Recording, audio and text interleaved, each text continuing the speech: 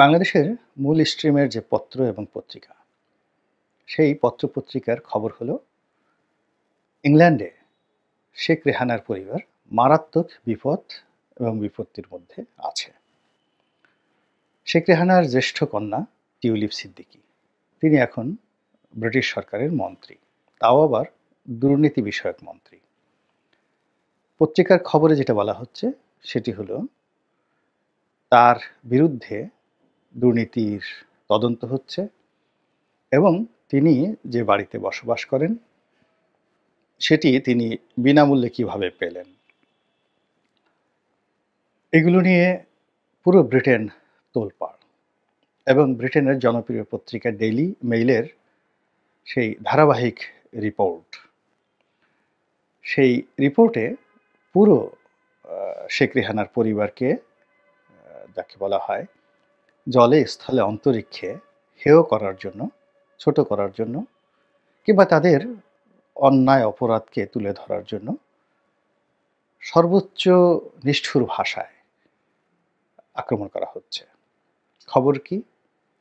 সেটি হলো ১ নম্বর থেকে শুরু করি যে বাংলাদেশে টিউলিপ সিদ্দিকীর বিরুদ্ধে দুর্নীতি দমন কমিশনে তদন্ত হচ্ছে এবং সেই তদন্তের মূল বিষয় হলো যে তিনি প্রায় $৬ বিলিয়ন তিনি লুটপাট করেছেন, কমিশন নিয়েছেন, ঘুষ নিয়েছেন রূপপুর পারমাণবিক বিদ্যুৎ কেন্দ্র থেকে দালালি বাবদ। এটি নিয়ে দুর্নীতি দমন কমিশন তদন্ত করছে। প্রকল্প ভ্যালু $10 বিলিয়ন এবং এই $10 বিলিয়ন মধ্যে সেই ৫ বিলিয়ন বা $৬ বিলিয়ন টিউলিপ সিদ্দিকী খেয়ে ফেলেছেন। এরকম একটা রিপোর্ট ব্রিটেনে ছাপা হয়েছে বাংলাদেশের দুর্নীতি দমন কমিশনের তদন্তের ভিত্তিতে। এটা দিয়ে শুরু। এরপর সেখানে তারা তদন্ত করে পেয়েছে যে টিউলিপ সিদ্দিকী, তার ছোট বোন রূপন্তী, এই দুজনে যে দুটো বাড়িতে থাকেন, এই দুটো বাড়ি মূলত তারা পেয়েছেন বিনামূল্যে এবং যেখান থেকে পেয়েছেন আওয়ামী লীগের দুজন নেতা তাদেরকে দিয়েছেন। স্পষ্টতই এটিকে ঘুষ হিসাবে ধরে নেওয়া হচ্ছে। দ্বিতীয়ত, এই দুটো বাড়ির বিষয়ে সিদ্দিকী পরিবার ব্রিটেনের আইন অনুযায়ী তারা কাগজপত্র জমা দেননি অথবা সাংবাদিকদের প্রশ্নের জবাবে ইতিপূর্বে তারা এই বিষয়গুলো অস্বীকার করেছেন, যেটা ব্রিটেনে গর্হিত অপরাধ। এই গেল দ্বিতীয়। তৃতীয় যে ঘটনা সেটা হলো তার সন্তান, আরেক সন্তান, রেহানা সিদ্দিকের আরেক সন্তান ববি। তো ববি সহ অন্য যে দুই বোন রয়েছে, এই ৩ জনের বিরুদ্ধে ডেইলি মেইলের অভিযোগ এরা সারা পৃথিবীতে যারা স্ক্যাম ছড়ায়, বদনাম ছড়ায়, মিথ্যা প্রোপাগান্ডা ছড়ায়, এদের সঙ্গে এদের একটা মহরম সম্পর্ক আছে এবং সেই সম্পর্ককে ব্যবহার করে তারা বাংলাদেশে যারা রাজনৈতিক প্রতিপক্ষ ছিল আওয়ামী লীগ, তাদের বিরুদ্ধে তারা প্রোপাগান্ডা ছড়িয়েছে সারা দুনিয়াতে। এই হলো মোটামুটি অভিযোগ। এই অভিযোগের প্রেক্ষিতে বাংলাদেশে যে মূলধারার গণমাধ্যম তারা প্রচার করার চেষ্টা করছে যে টিউলিপ সিদ্দিকীর মন্ত্রিত্ব থাকবে না। আর তার নমুনা হলো যে টিউলিপ সিদ্দিকীর বিরুদ্ধে তদন্ত হচ্ছে। অন্যদিকে আরেক খবর হলো যে ব্রিটেনে যারা সরকারের কর্তা ব্যক্তিদেরকে নিয়ে তদন্ত করেন, যে সরকারি প্রতিষ্ঠান, সেই প্রতিষ্ঠানের প্রধানের কাছে টিউলিপ সিদ্দিকী আত্মসমর্পণ করেছেন এবং তিনি বলেছেন যে আপনি তদন্ত করে দেখুন আমার বিরুদ্ধে যে অভিযোগগুলো রয়েছে সেগুলো সত্য কিনা।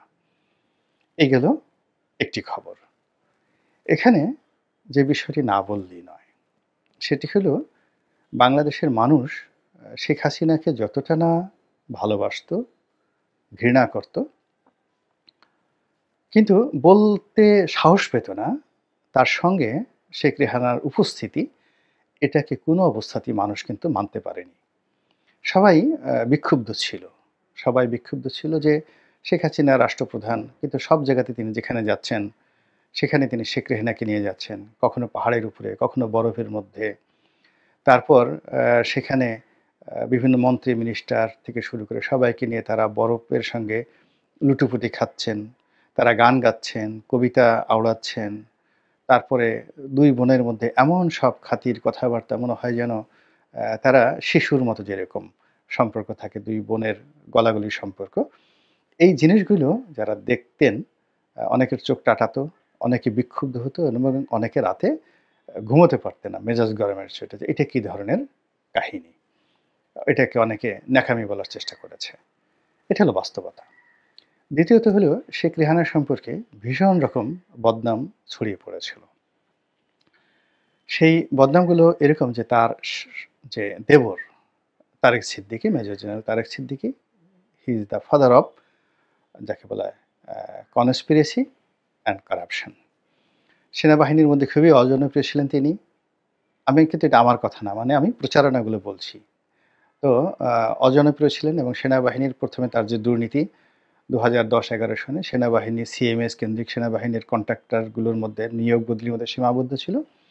পরবর্তীতে তিনি অনেকটা রাক্ষস হয়ে গিয়েছিলেন এবং এই জিনিসগুলো কনক সরোয়ারের যে একটা সাক্ষাৎকার আ যে আ কর্নেল শহীদ তার যে সাক্ষাৎকার সেই সাক্ষাৎকারের মাধ্যমে এটা একেবারে আ যাকে বলা হয় মানুষের মুখে, মুখে এটা ফিরেছে যে শেখ রেহানার সঙ্গে তার যে দেবরের যে সম্পর্ক, সেই সম্পর্কের মাধ্যমে এখানে বিরাট একটা লুটপাট হচ্ছে যার একটা বৃহৎ অংশ শেখ রেহানা পাচ্ছেন। যারা ওই পরিবারের সাথে ঘনিষ্ঠ তারা সবাই জানেন যে শেখ রেহানার সঙ্গে তার স্বামীর কোনো ভালো সম্পর্ক নেই। তাদের মধ্যে কত বছর যে দেখা সাক্ষাৎ হয় না, কথাবার্তা হয় না, এটা ওই পরিবার যারা ঘনিষ্ঠ তারা জানেন। তো কাজেই আমি এটা বুঝতে পারি না যে যেখানে আ স্বামীর সঙ্গে সম্পর্ক নেই, সেখানে দেবরের সঙ্গে কি ধরনের সম্পর্ক বা লেনাদেনা থাকতে পারে, এটা যারা ওই পরিবারের সাথে সম্পৃক্ত তারা বলতে পারেন। এটা গেল এক বদনাম। আরেকটি বদনাম ছিল যে সৈয়দ আবুল হোসেন তার নিজের লোক। আবুল হোসেনের মন্ত্রণালয়ের যত অপকর্ম আছে, যত দুর্নীতি তার একটা বিরাট অংশ শেখ রেহানা তিনি নেন। এবং একই বদনাম ছিল কিন্তু আ আগে। অর্থাৎ যখন আব্দুল আল মিন্টু সাহেবের সঙ্গে তার বন্ধুত্ব ছিল এবং আব্দুল আল মিন্টু যখন আওয়ামী লীগ করতেন, ঠিক সেই সময়টিতে সবাই মনে করতেন যে আব্দুল আল মিন্টু যে কাজকর্মগুলো করেন তার একটা বিরাট অংশ কমিশন হিসেবে শেখ রেহানাকে দিতে হয়। এটা ৯৬ সনের ৯৬ থেকে ২০০১ সনে আওয়ামী লীগের যে সরকার সেই সময় আব্দুল আল মিন্টু সম্পর্কে এই বদনাম ছিল। তো পরবর্তীতে সেটা কতটা সত্য কতটা মিথ্যা এটা আওয়ামী লীগ বিরোধী শক্তি সবাই মিলে চেষ্টা করেছে এবং আব্দুল আল মিন্টু সাহেব তো এখনো বহাল তবিয়তে আছেন। তো আমি জাস্ট মিন্টু ভাইকে আ জাস্ট উদাহরণ দিয়ে বললাম যে যদি ওইরকম কিছু থাকতো তাহলে কিন্তু মিন্টু সাহেবকে ছাড়তো না বিএনপি সরকার। কোনো অবস্থাতে ছাড়তো না। এনিওয়ে রাজনীতিতে অনেক কিছু হয় পর্দার আড়ালে আমরা সবকিছু জানি না। এরপর সৈয়দ আবুল হোসেনের যে ঘটনা, সেই ঘটনার পরে যখন ওর মন্ত্রিত্ব চলে গেল, এরপরই ২০১৪ সনের পরে আওয়ামী লীগের রাজনীতিতে সবচেয়ে প্রভাবশালী হয়ে গেলেন দুটো আ গ্রুপ, বেক্সিমকো গ্রুপ এবং এস আলম গ্রুপ। বেক্সিমকোর মালিক সালমান এফ রহমান এবং এস আলমের আ গ্রুপের মালিক জনাব সাইফুল আলম। এই দুজন আবার খুব দাকুমড়ার সম্পর্ক। ভীষণ রকম একে অপরকে যাকে বলা হয় পারলে তারা একেবারে খেয়ে ফেলতেন। তো এস আলমের আ নেতৃত্বাধীন একটা গ্রুপ বাংলাদেশে দাঁড়িয়ে গিয়েছিল ব্যাংকিং সেক্টরে। আর সালমান এফ রহমানের নেতৃত্বে একটা গ্রুপ দাঁড়িয়ে গিয়েছিল গার্মেন্টস সেক্টরে, তারপরে কর্পোরেট সেক্টরে, মিডিয়াতে। তো এই দুটো গ্রুপ ভীষণ রকম একে অপরকে অপদস্থ করত এবং আওয়ামী লীগ সরকারের যে ব্যবসা-বাণিজ্য থেকে শুরু করে সব ক্ষেত্রে যত ব্যর্থতা, এই ব্যর্থতার মধ্যে এই ২ গ্রুপের লুটপাট যতটা না দায়ী, তার চেয়ে এই ২ গ্রুপের শত্রুতার কারণে আওয়ামী লীগের এবং দেশের সবচেয়ে বেশি ক্ষতি হয়েছে। তারা একে অপরকে বাঁশ দেওয়ার জন্য করে নাই, এহেন কোনো কুকর্ম নাই। এখন শেখ হাসিনার বোন শেখ রেহানা তার সবচেয়ে বড় দুর্ভাগ্য হলো সবাই বলাবলি করে যে এই ৩ টি সিন্ডিকেট অর্থাৎ এই যে পরস্পর বিরোধী দুটো সিন্ডিকেট এস আলম এবং আ বেক্সিমকো তার সঙ্গে আবার সামিট গ্রুপ। এই ৩ টি গ্রুপ বাংলাদেশে যত লুটপাট করেছে, সবই করেছে শেখ রেহানার নির্দেশে এবং সবাই তাদের যে লুটের মাল বা চুরির মাল, এটা সব শেখ রেহানাকে দিয়েছে। তো কাজেই রূপপুর পারমাণবিক বিদ্যুৎ কেন্দ্রের যে লুটপাট সেটা $5 বিলিয়ন হোক বা $6 বিলিয়ন হোক, সেটার সঙ্গে কিন্তু এই ২ গ্রুপের কেউই জড়িত না। ওটা একটা আলাদা প্রকল্প। সরাসরি রাশিয়া সরকারের সাথে। অর্থাৎ এখানে টিউলিপ সিদ্দিকীকে যদি ঘুষ দিয়ে থাকে, স্বয়ং পুতিন এই ঘুষটা দিয়েছেন, বা বিকজ ওটা আ আ একেবারে এরকম একটা মন্ত্রণালয়, আ নিউক্লিয়ার মন্ত্রণালয়, যেটি সরাসরি পুতিনের অধীন। ফলে ওখান থেকে যদি ঘুষ দিতে হয় টিউলিপ সিদ্দিককে, স্বয়ং পুতিনকে দিতে হবে। এর বাইরে ওখান থেকে একটা পয়সা সরানোর ক্ষমতা রাশিয়ার কারোরই নেই।